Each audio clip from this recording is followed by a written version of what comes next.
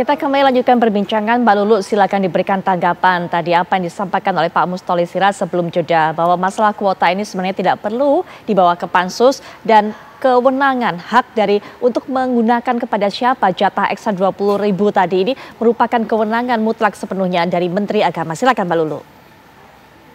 Ya, terima kasih tanggapannya Mas ya. Kalau soal itu memang kita bisa berdebat ya, dan DPR tentu sangat terbuka dan silahkan juga masyarakat yang lain membuat penilaian. Akan tetapi bahwa kita tentu bekerja itu berdasarkan satu landasan. Yang pertama tentu landasan konstitusional dan yang kedua adalah kita cek undang-undang.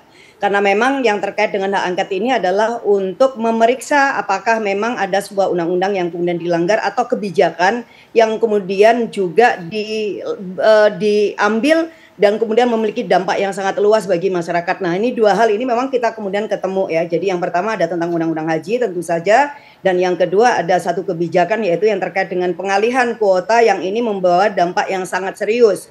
Karena apa ya? Karena harus kita maklum ya, ini adalah perjuangan diplomasi yang sangat tidak sederhana. Mengupayakan tambahan kuota ini adalah kerja panjang bagi pemerintah loh. Setiap tahun, dan itu memang tidak mudah. Nah, ketika ada satu momentum Presiden Jokowi ketemu dengan Pangeran MBS ya, dan kemudian di bulan Oktober itu diberikan tambahan kuota itu adalah sepengetahuan dengan DPR. Artinya itu bukan sesuatu yang terjadi pada saat musim haji itu sedang berlangsung, yang kemudian tidak ada lagi momentum untuk melakukan konsultasi atau apapun dengan DPR, dan belum lagi kemudian diputuskan semacam keputusan kepres yang terkait dengan pembiayaan penyelenggaraan haji. Jadi itu jauh sebelum itu. Nah, kita mau flashback sejenak.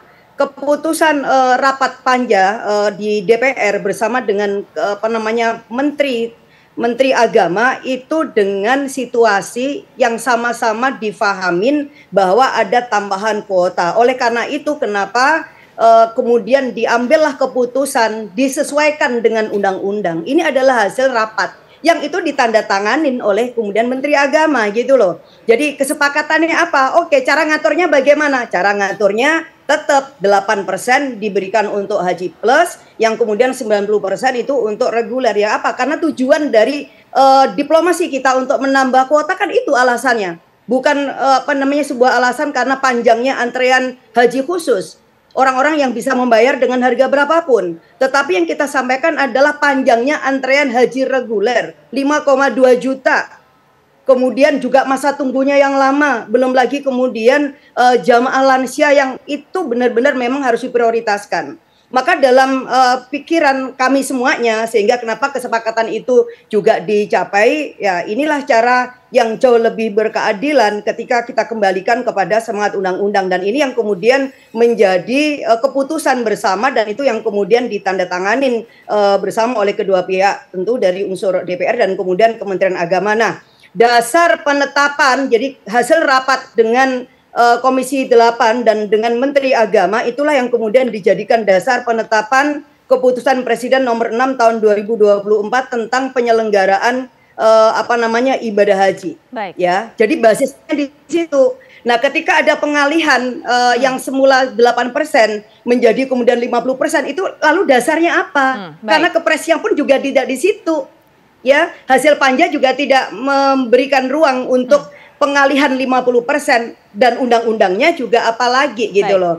Bahwa kemudian andaikan ada situasi yang berbeda karena satu dan lain hal, ya bisa saja suatu saat, tetapi kan kita bicara konteks yang kemarin bagaimana sebuah prosedur dan mekanisme pengambilan keputusan itu dilakukan, Mas. Jadi ini bukan hanya undang-undang tentu saja yang kemudian kita nilai itu dilanggar oleh menteri, tapi kemudian juga kesepakatan panitia kerja dengan DPR yang itu udah ditandatanganin, yang ini menjadi basis dari keputusan presiden. Baik, Mbak Lulu. Nah, ini kan ada tingkatannya nih, ada konsekuensinya nih, ya kan? Nah, tapi kan kemudian di bulan Februari 2024 Kementerian Agama mengubah kebijakan soal kuota 20.000 secara sepihak menjadi 50-50. 10% untuk haji khusus dan kemudian 10% untuk haji reguler tanpa melalui proses pembahasan dengan DPR kembali. Baik Mbak. Nah, ini penting. Kita berhenti jadi, sampai di situ. Betul. Jadi kita mendinai kalau ini soal politisasi, tetapi DPR itu lembaga politik, ya tentu saja.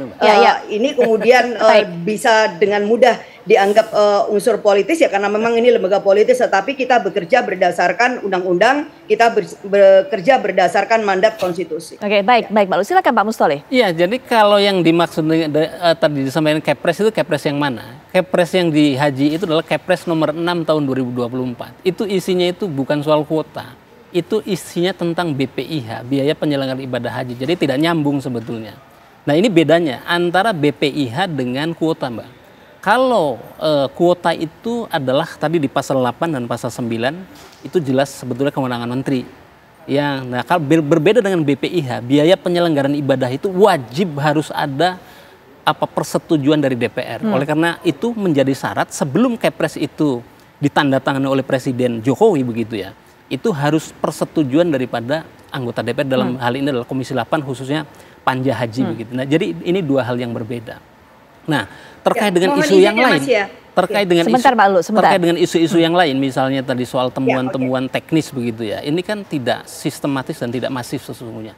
Bahwa ada persoalan ya begitu ya. Nah, tetapi kalau kita lihat misalnya di Undang-Undang Nomor 8 Tahun 2019 itu ada 16 item hak daripada jamaah haji, baik reguler maupun khusus begitu. Ini khususnya reguler. Nah, di sana itu misalnya jamaah haji berhak mendapatkan catering, jamaah haji berhak mendapatkan dokumen visa, dokumen paspor, kesehatan dan lain-lain. Itu ada 16 item, Mbak. Baik. Nah, pertanyaannya adalah apakah dari 16 item itu ada yang hilang? Kan begitu. Nah, ternyata kan tidak ada, bahwa kemudian ada temuan tim was, misalnya bus solawat terlambat, ada over kapasitas tenda, ada tapi semuanya terpenuhi, begitu itu ya? Artinya secara normatif kan terpenuhi. Maka saya bilang sehingga dengan alasan-alasan seperti ini langkah tim was kemudian membentuk tim was yang menurut saya tidak relevan dan belum saatnya. Kecuali ketika terjadi masif kejadian tragedi Armuzna tahun 2020 itu wajib dipansus kalau itu. Nah, makanya saya mau katakan begini, yang seharusnya dipansus tidak dipansus, tapi yang seharusnya tidak dipansus malah dipansus. Bikin pansus. Oke, nanti tahan dulu Mbak Lulu, sebelum nanti bisa berikan tanggapan Mas Umam terlebih dahulu. Apakah kemudian melihat pembentukan pansus ini ada muatan politis? Karena tadi kalau Pak Mustoleh lihat yang seharusnya dibentuk pansus malah nggak dibikin, tapi yang kemudian seharusnya nggak dibikin malah dibentuk pansusnya. Iya, saya masih menikmati perdebatannya itu. Karena memang dalam politik itu penuh dengan keajaiban. Jadi yang kecil dibesar-besarkan, yang besar dikecil-kecilkan gitu. Tapi memang bagaimanapun juga ini ada dua hal terpisah, Mbak ya. Pertama, kalau misalnya kemudian perdebatannya ini menjadi perdebatan yang sifatnya tafsir kebijakan.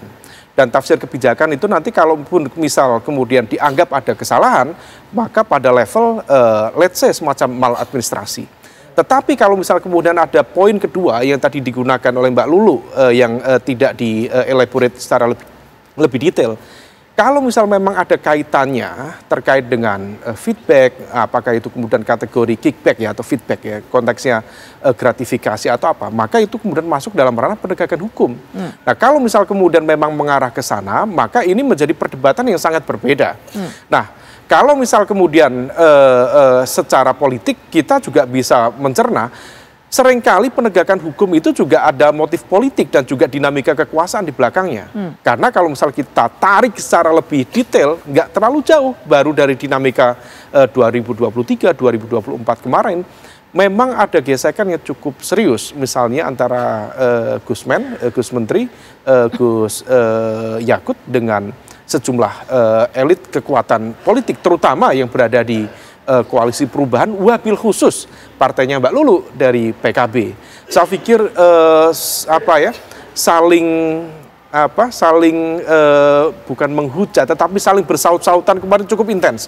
Mulai dari Menteri Agama Pedakilan, kemudian ada sebutan menggunakan amin itu bid'ah, kemudian ada yang menggunakan istilah-istilah yang lain, Gus Menteri disebut buzzer, kemudian yang ini ya itu semua adalah menunjukkan ada dinamika situasi yang kemudian menegaskan bahwa ada problem komunikasi yang memang tidak baik-baik saja antara Gus Menteri, Gus Yakut dengan Caimin.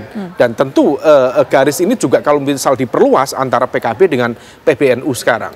Nah, maka kemudian kalau misal kita detailkan lagi, barangkali tentu ada argumen-argumen politik baik secara personal termasuk secara kelembagaan yang kemudian menjadi motif dari gerakan politik ini.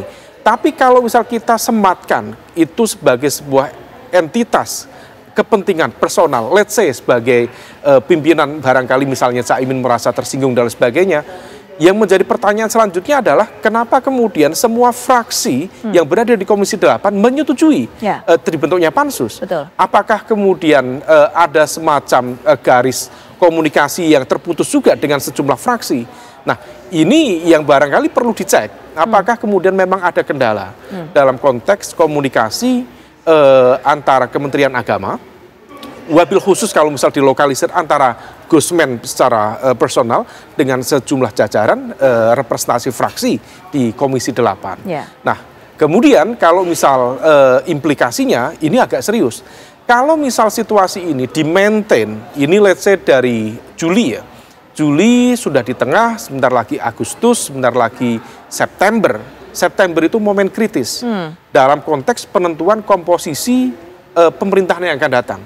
Sejumlah informasi spekulatif yang saya dapatkan, Gus Yakut termasuk nama yang masuk dalam top list dalam kandidat potensial sebagai calon menteri di pemerintahan yang akan datang.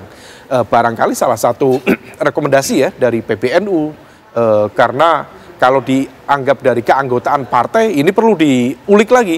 Apakah posisi Gus Menteri di PKB itu masih di-acknowledge oleh teman-teman di kepengurusan PKB yang sekarang? Atau jangan-jangan keanggotaannya dalam tanda kutip direvisi? Saya tidak tahu. Ya, mungkin Mbak Lulu nanti bisa menjawab. Nah, kalau momen ini terus di-maintain, pansus ini terus dimainkan sampai let's say bulan September saja, maka ini berpotensi besar terhadap upaya menggagalkan nama Gus Menteri untuk masuk dalam pemerintahan baru di bawah kepemimpinan Prabowo Gibran. Nah, ini yang motif-motif politik, dinamika kepentingan yang berkelindan. Di satu sisi ada perdebatan administratif terkait dengan tafsir kebijakan.